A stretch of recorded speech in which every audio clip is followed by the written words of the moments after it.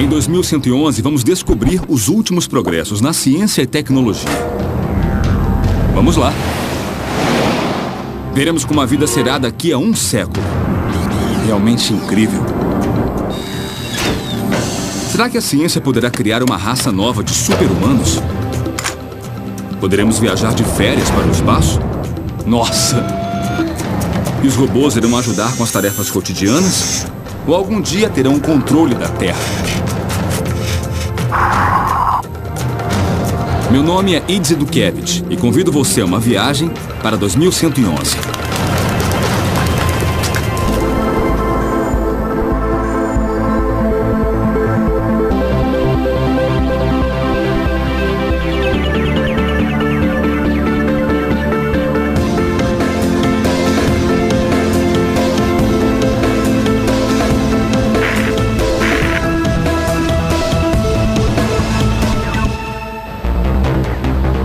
O corpo humano, uma combinação perfeita de força, agilidade e inteligência extraordinária,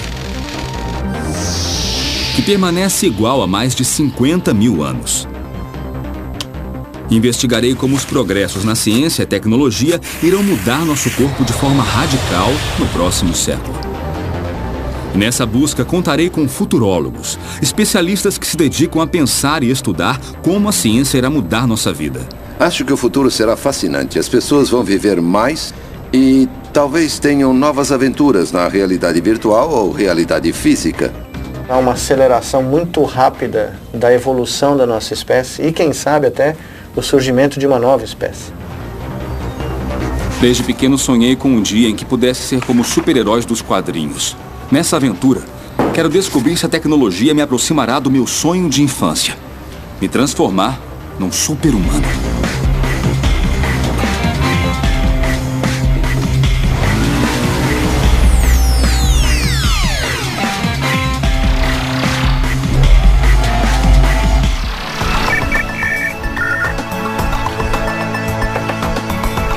Meu primeiro destino é o Japão, em busca da super-força.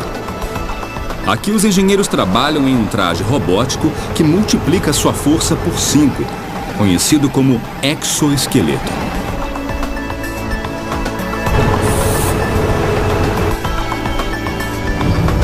Hollywood sempre gostou de brincar com a ideia de nos transformar em super-humanos. É só ver os filmes para perceber que eles já previam o nosso futuro. E o que parecia ficção, a ciência de hoje já transformou em realidade.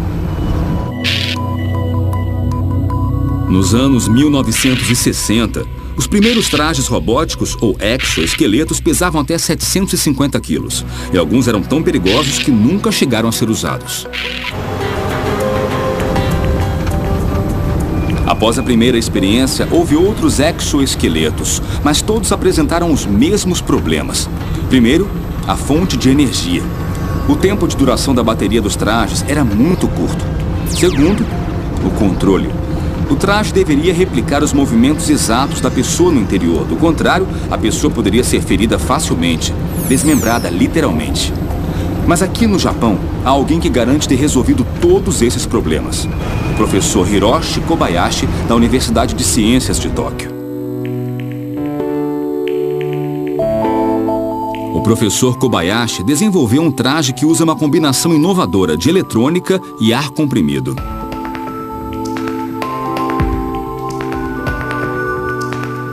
O que imita o movimento suave do músculo humano e evita possíveis danos ao usuário. Professor, como esse sistema funciona? Bem, para permitir o movimento, usamos o que chamamos de músculo artificial. Isso aqui é um músculo artificial. Isto? É. Aqui tem um tubo de borracha interno coberto por uma malha de filamentos. Tá. Então a gente enche o tubo de ar comprimido e ele infla. E é bem maleável. E muito forte também.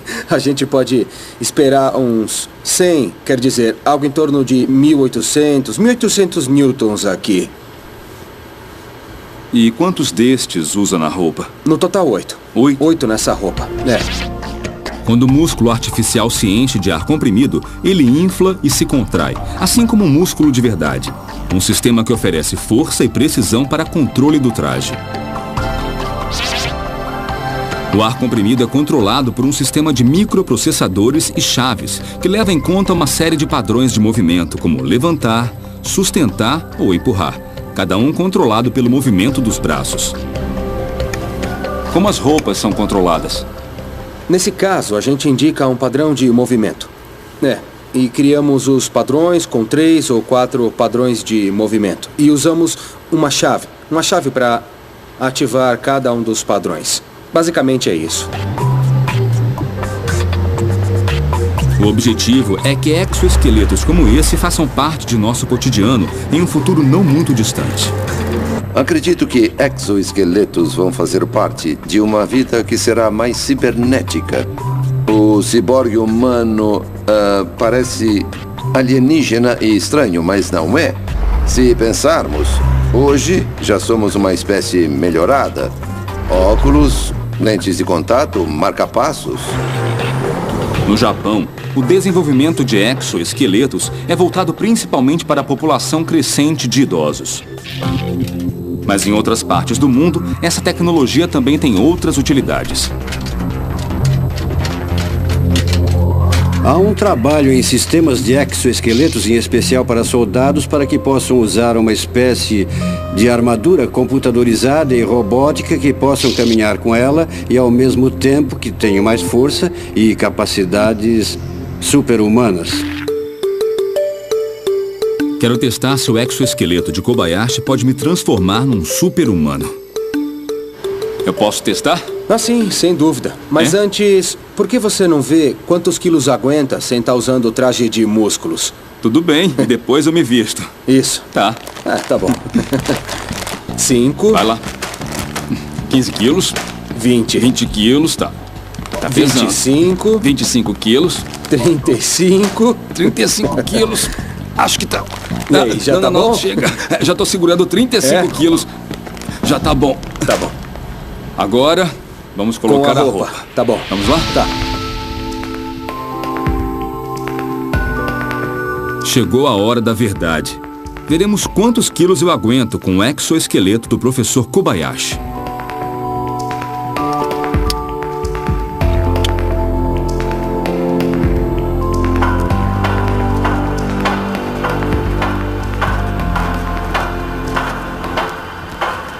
Eu já vesti o exoesqueleto. Pesa uns 9,5 kg, mas na verdade não é tão pesado. Professor, nós podemos ver agora? Podemos, sim. Tá bom, isso foi o que eu aguentei. 15 quilos. Embora o volume dos sacos seja meio incômodo, eu consigo segurar tudo sem fazer muito esforço. Mais um. Vai. 50 quilos. Já está bom.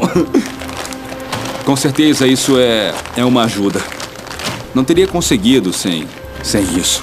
Graças ao traje do professor Kobayashi, sem dúvida eu sou um homem mais forte. Imaginem tudo o que poderíamos fazer com esse tipo de traje. Agora exoesqueletos são desenvolvidos para obtermos força, mas no futuro também vão poder servir como transporte pessoal. No futuro é muito provável que alguns tipos de exoesqueletos sejam mais práticos do que os automóveis dos dias de hoje, né? E produzam menos efeitos colaterais para a atmosfera, para o ambiente, permitindo que as pessoas se locomovam de uma maneira mais eficiente, né?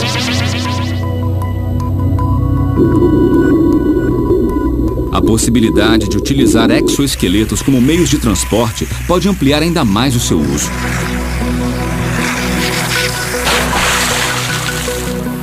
O Zapata Flyboard nos dá uma visão desse possível futuro.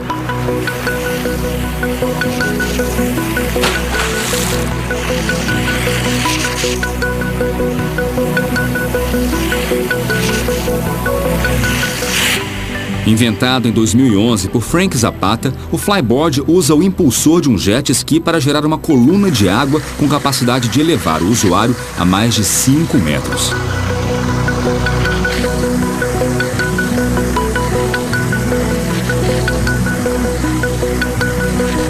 A força do jato é controlada por um gatilho e a direção por 2 jatos pequenos fixados nos braços.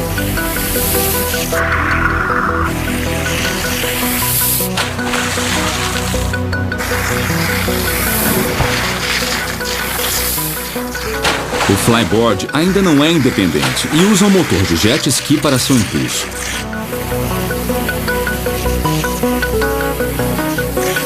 Uma vez resolvido esse problema, poderemos utilizá-lo como um exoesqueleto aquático, devido ao seu controle pelo movimento de pernas e braços.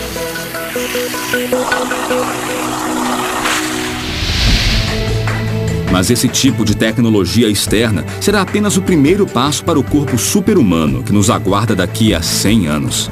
No começo, os exoesqueletos eram mecânicos, mas com o tempo vamos cultivar órgãos e regenerá-los. Controlaremos matéria viva. E essa convergência de tecnologia e biologia dará lugar a uma civilização diferente da atual. Após conhecer o exoesqueleto, para mim ficou claro que no futuro, usar um desses trajes será tão comum como se vestir para trabalhar. Mas o que será do nosso corpo? A tecnologia conseguirá ir do exterior ao interior, sob a nossa pele, até se tornar parte de todos nós?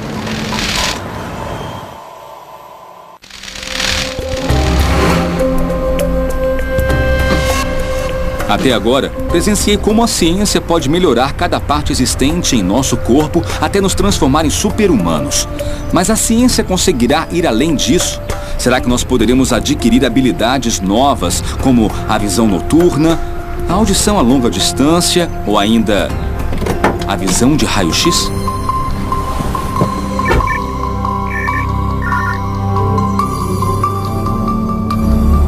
Segundo especialistas, é uma fantasia que pode se tornar realidade. A capacidade de expansão do cérebro, e tanto do ponto de vista perceptual quanto motora, ela é muito maior do que os limites impostos pelo corpo físico nosso. Então, é muito provável que nós possamos ter múltiplos sentidos, muitos mais do que nós temos normalmente hoje. Eu estou aqui em Los Angeles para conhecer o Roger. Ele pratica esportes, gosta de marcenaria e adora curtir com a família. O extraordinário é que ele faz tudo isso sem enxergar.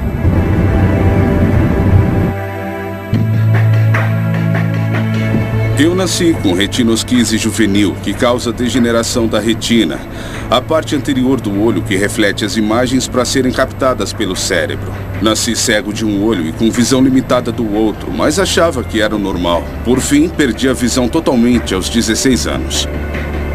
A vida de Roger mudou completamente quando conheceu o Brainport, através da neurologista Amy Arnoldussen.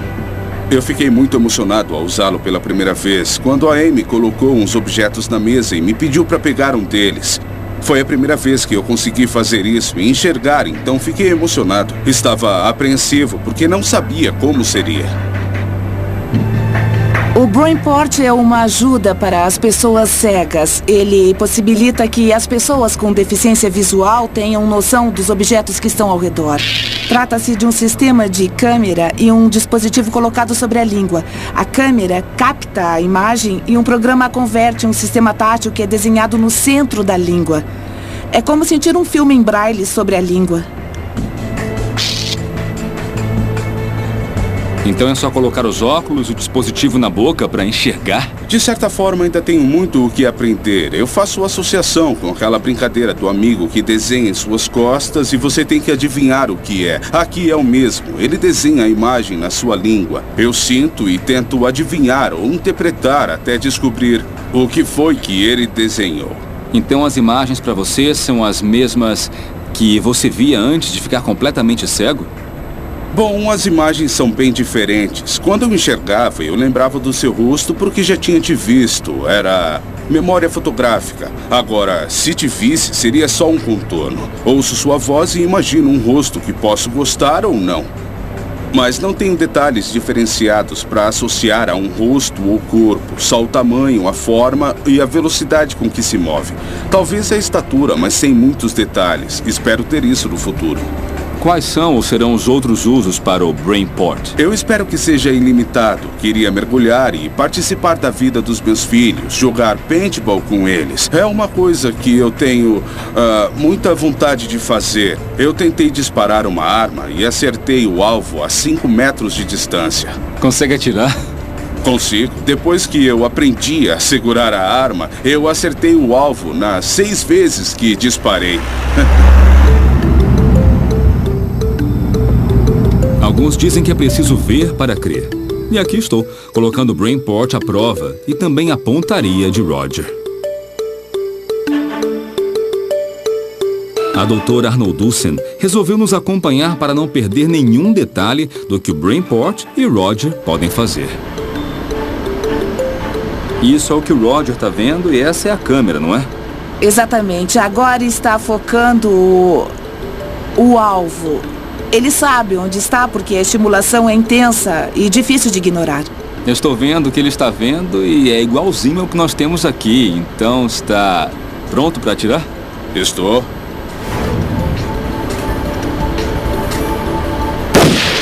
Nossa, Roger, você acertou bem no meio. Eu também estou surpreso. Eu fico surpreso. É mesmo incrível. Para ser bem justo, eu vou vedar os meus olhos. Assim, Roger vai ter certeza absoluta que eu não estou trapaceando. Eu sinto os sinais elétricos na língua. No começo eu sinto dificuldade, mas depois de um tempo começo a distinguir a forma do alvo.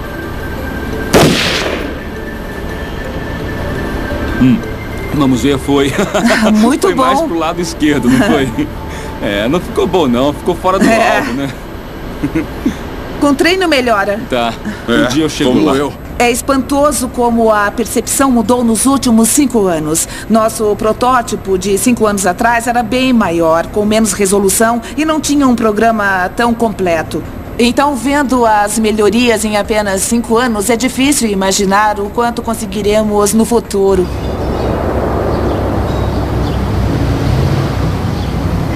A primeira fase do aprimoramento humano vai ser restaurar coisas, será terapêutica. A segunda fase vai ser aumentar. Para certos trabalhos, alguns escolherão aumentar a sua capacidade visual para ter visão infravermelha ou ultravioleta e poder realizar trabalhos que os outros não conseguem. Minha viagem para o futuro me leva à cidade do México. Aqui vou me encontrar com um homem que já desafia as capacidades humanas. Um ciborgue da atualidade.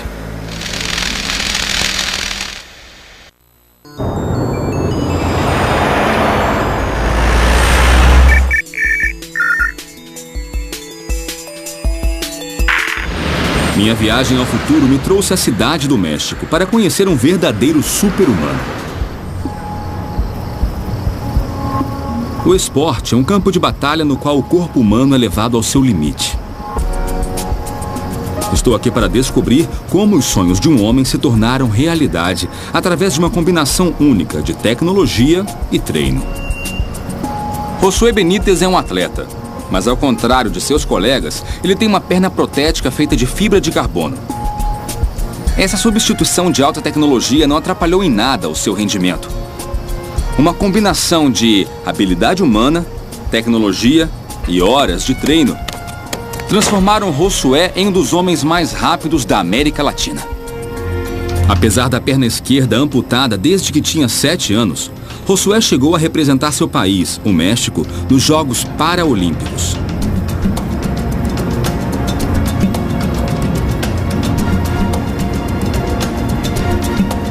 O uso de próteses cada vez mais evoluídas tecnologicamente foi decisivo em sua carreira. Do joelho para baixo não existe cansaço, porque a prótese é que faz todo o trabalho. Eu só preciso jogar todo o peso e também a força da minha perna amputada para que a prótese faça o resto. O uso de fibra de carbono torna a prótese leve e flexível. Sua curva funciona como uma mola, que concentra a energia para lançar Josué ao seu próximo passo.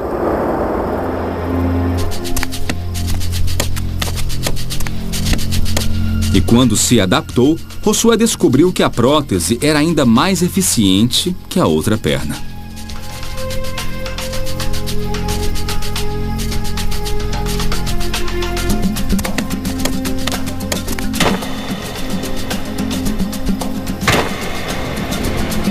Ao me apoiar com a prótese, eu levo uma vantagem.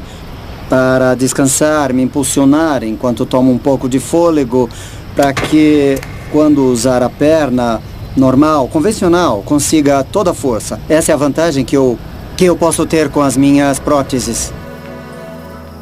Josué me conta seus planos. Hoje podem parecer absurdos, mas talvez sejam uma pista do que será o futuro. Na verdade, há um tempo em que eu pensei em colocar outra prótese na minha perna normal, convencional. É uma ideia que ainda tenho em mente e gostaria de concretizar. Tenho certeza que ficaria muito mais rápido, melhor, mais veloz e mais ágil. Em 100 anos, pensar em substituir um membro original por outro mecânico para obter melhor rendimento poderá ser simplesmente uma questão de gosto ou objetivo. A palavra ciborgue, talvez por conta da ficção científica, tem uma conotação muito negativa. Eu prefiro pensar no nosso corpo aprimorado com a fusão da tecnologia e acho que isso vai se tornar um padrão. À medida que vamos realizando melhorias no nosso corpo, gradualmente iremos incorporá-las. Mas já existem sinais de que esse futuro está próximo. Na Alemanha, em uma cidade a 300 quilômetros de Berlim, um jovem de 24 anos decidiu amputar o braço para colocar um braço biônico.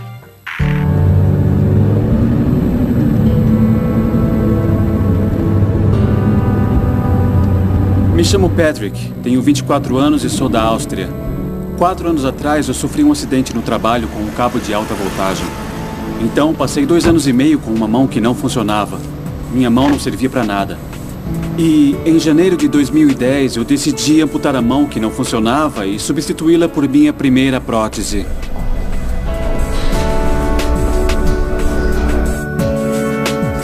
Patrick é a primeira pessoa no mundo que decidiu amputar o braço para usar a mais avançada prótese da Ottobock.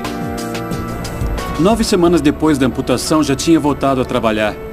Com essa mão eu tenho 7 funções de movimento. A aparência natural e com ela eu posso fazer tarefa que nunca tinha imaginado antes. Patrick comparece às instalações da Ottobock em Duderstan para realizar um dos controles periódicos dos sensores motores da sua mão artificial. Quando colocaram a prótese, eu senti algo emocionante e novo. Sabe, eu pensei, agora eu tenho uma mão nova que vai funcionar. É uma coisa que eu não tive por um período de 2 anos e meio. E a sensação é difícil de descrever, é como nascer pela segunda vez. A mão é controlada por sinais mioelétricos. E esses sinais são sinais que provêm dos músculos. Eles se contraem e os sinais são gerados pela contração muscular.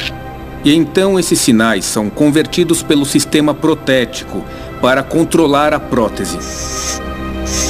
A mão humana tem uma amplitude de mais de 20 graus, graças às suas articulações.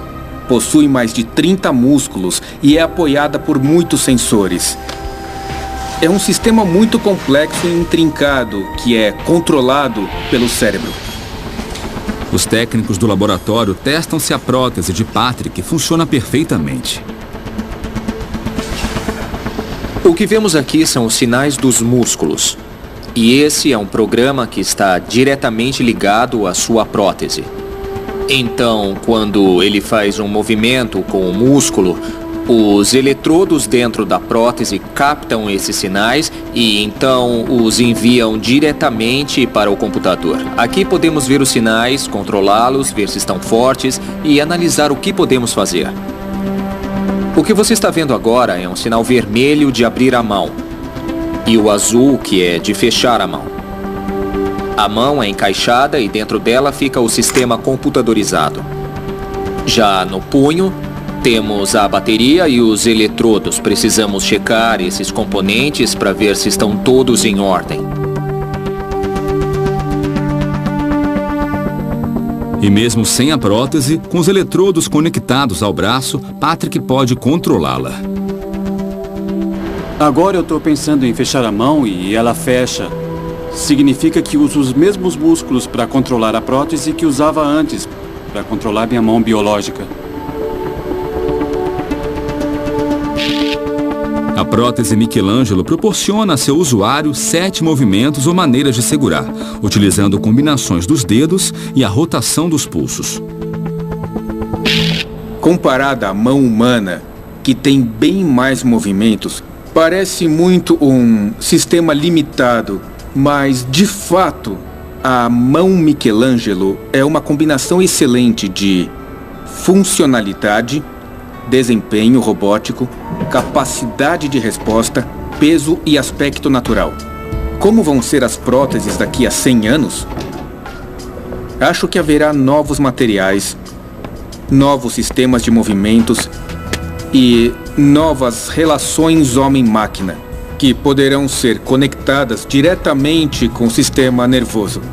E então, tudo isso irá gerar partes e membros artificiais muito parecidos aos naturais. Inicialmente, nós podemos pensar que as partes não biológicas são idênticas às biológicas, mas, na verdade, uma das coisas boas de poder redesenhar o corpo humano é poder fazer coisas para aprimorar a biologia. Uma hora sairemos do desenho desse braço para fazer uma versão melhor que não seja parecida. Essa fábrica, na Alemanha, é pioneira no desenvolvimento tecnológico que irá mudar os corpos humanos do futuro. Segundo especialistas, é só uma questão de tempo podermos escolher ter partes biônicas. Essa tecnologia nos dará capacidades que hoje só existem em nossos sonhos. Há muitos super-heróis ou vilões cujos poderes foram copiados da natureza, atribuindo a eles mais força, visão sobre-humana e velocidade extrema. Será que estamos próximos de escalar paredes como uma aranha?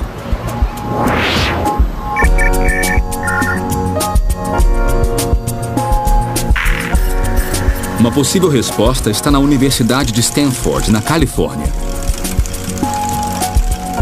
Aqui, o laboratório de biomimética, conduzido por Mark Cutkosky, se dedica a reproduzir as habilidades encontradas na natureza de forma mecânica.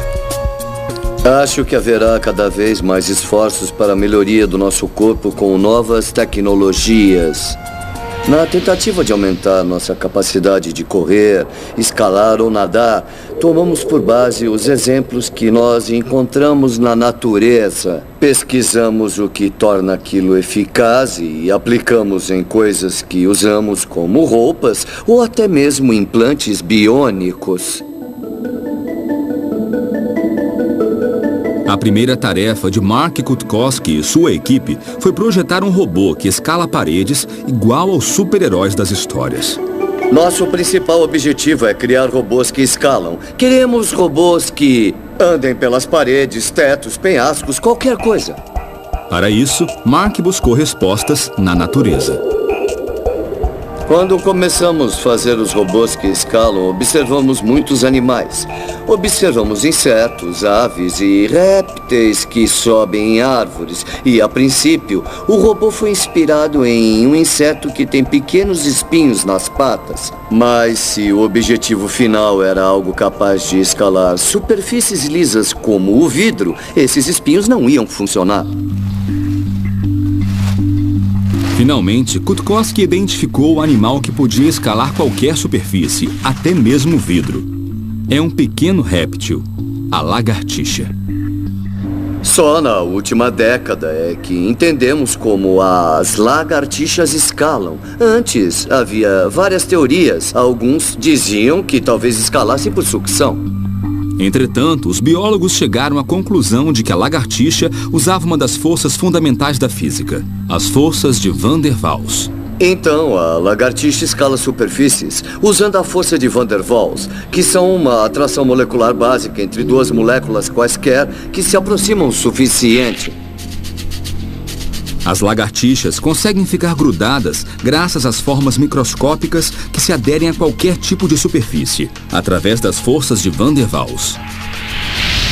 Mas não queremos algo como uma fita adesiva. É pegajosa demais para um robô escalador. O primeiro problema é que precisa aproximá-la da parede e fazer assim para que ela possa aderir.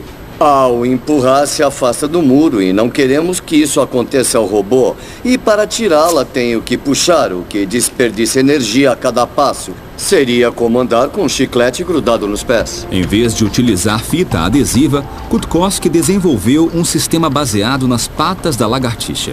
Nessa versão aumentada, podemos visualizar. Ao aproximar, a área de contato é reduzida.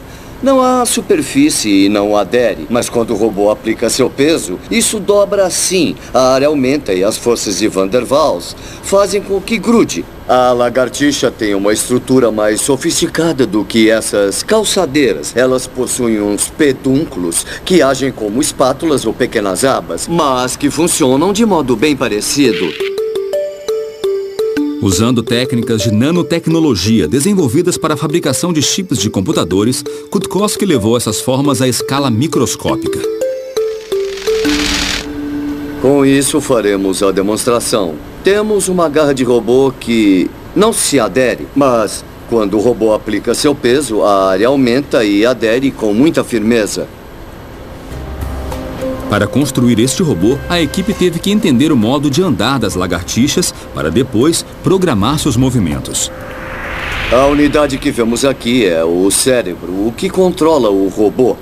O fato de ter patas opostas na diagonal e a velocidade que programamos junto com todos os LEDs, que na verdade são microchips que cada motor possui e é o que faz as patas se moverem realmente.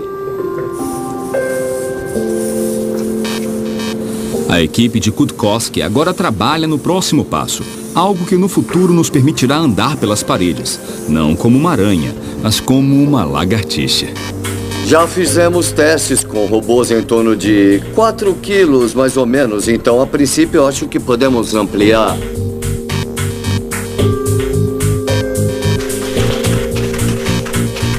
Em milhões de anos de adaptação, a biologia encontrou soluções extremamente surpreendentes para se adequar a esse mundo.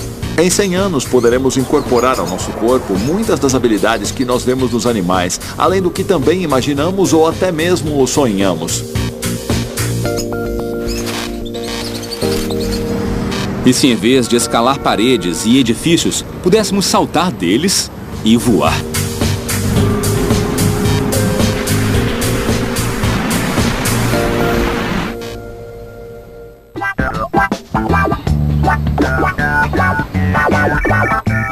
A maioria das grandes cidades é prova de que, como espécie, criamos e desenvolvemos meios peculiares de transporte. Por terra, sobre a água e até por baixo dela. Mas o mais difícil de conquistar sempre foi o céu. No Rio de Janeiro, no Brasil, a obsessão por voar não está restrita aos aeroportos. Gui Pádua pratica salto com wingsuit, um esporte radical que proporcionou ao ser humano a capacidade de voar por 26 quilômetros. O wingsuit foi um macacão de asas desenvolvido pelo Patrick de Gallardon, que foi um francês, um dos ícones do esporte mundial, que deu ao homem o poder de voar.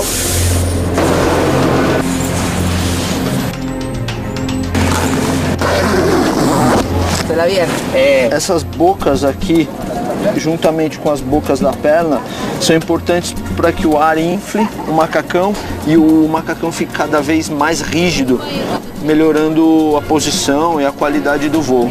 A posição de voo é o mais esticada possível. Quanto mais esticado, mais você vai voar. Então, é por isso que às vezes em voos longos de 5 minutos, 6 minutos, o voo vai ficando difícil porque você tem que manter a tensão do voo mesmo, manter o macacão quanto mais esticado possível. O traje de wingsuit foi inspirado em um pequeno mamífero chamado lêmure, que tem membranas em seus braços e pernas que lhes permite voar. O que acontece é que você aumenta a sua área com a mesma massa e essa relação te permite voar horizontalmente.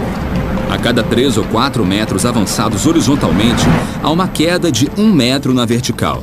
Sendo assim, para usar o wingsuit, é preciso saltar de aviões, balões ou locais de grande altitude.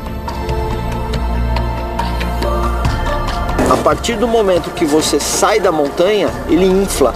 e o ar fica retido dentro do macacão. E essa pressurização te dá o poder de voo horizontal. A sensação de poder, um poder que o homem nunca tinha tido antes e que hoje a gente está brincando de voar. É mais do que você ser um pássaro, porque o pássaro ele nasceu sabendo voar. Para Guy Padua, o futuro do ser humano estará tanto no ar como na terra. Com as tecnologias, não só do wingsuit, mas incorporando turbinas, motores aos macacões, às asas, eu tenho certeza absoluta que o ser humano vai voar cada vez mais. O wingsuit é apenas o começo da evolução tecnológica inspirada na natureza que promete mudar o que significa ser humano.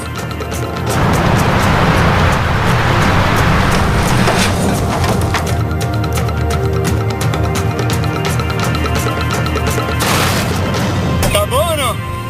É isso aí. Nós começamos a aprender como são os mecanismos que tornam a natureza tão fantástica e começamos a integrá-los à nossa vida, nosso corpo. Não sabemos quanto tempo levará para incorporarmos a biologia das aves em nosso corpo. Enquanto isso, engenheiros continuam trabalhando para nos fazer voar graças a motores. Na década de 1920, surgiram as primeiras ideias de mochilas voadoras, ou jetpacks, na ficção científica. Em 2012, quase um século depois, Glenn e sua equipe de engenheiros da Nova Zelândia conseguiram quebrar todos os recordes ao projetar um jetpack com autonomia de voo de 30 minutos. Esse helicóptero pessoal funciona com um sofisticado sistema de propulsão, um motor a gasolina especialmente projetado com ventiladores que produzem impulso suficiente para levantar o jetpack de 115 quilos e um piloto de até 127 quilos. Pode chegar até 2.500 metros de altitude e não requer licença de piloto, mas um treinamento especial. Após 27 anos de trabalho, Glenn Martin conseguiu romper os limites e alcançar a máxima expressão de liberdade e autonomia que o ser humano pode imaginar. De um modo geral, todas as coisas que nós incorporamos vão nos dar habilidades que não possuímos para fazer coisas que hoje são impossíveis. Para voar, nos inspiramos de alguma forma nos pássaros. A biologia serve de inspiração, mas podemos ir muito mais além.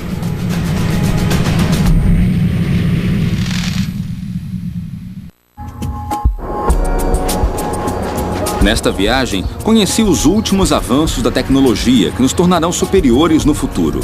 Exoesqueletos que nos trarão mais força, braços biônicos e a possibilidade de escalar paredes como uma lagartixa. Mas alguma coisa que ainda parece ficção científica é poder estar em 2 lugares ao mesmo tempo. Aqui na Universidade de Duke, na Carolina do Norte, alguém já conseguiu isso. O Dr. Nicoleles trabalha em uma tecnologia que pode nos dar um segundo corpo virtual. O segredo é um acesso direto aos impulsos elétricos do nosso cérebro. No momento, Nicoleles testa a interface cérebro-máquina com macacos. For the last 10 years, that's what we have been doing, is to creating the technology that allows today us to record, these brainstorms, these electrical brainstorms, and transform them into real motion. O objetivo é decodificar as ondas cerebrais para controlar braços ou pernas robóticas, ajudando pacientes com paralisia a andar de novo. A robotic vest called an exoskeleton that a patient in the future will be able to wear and command just by using his or her brain activity alone.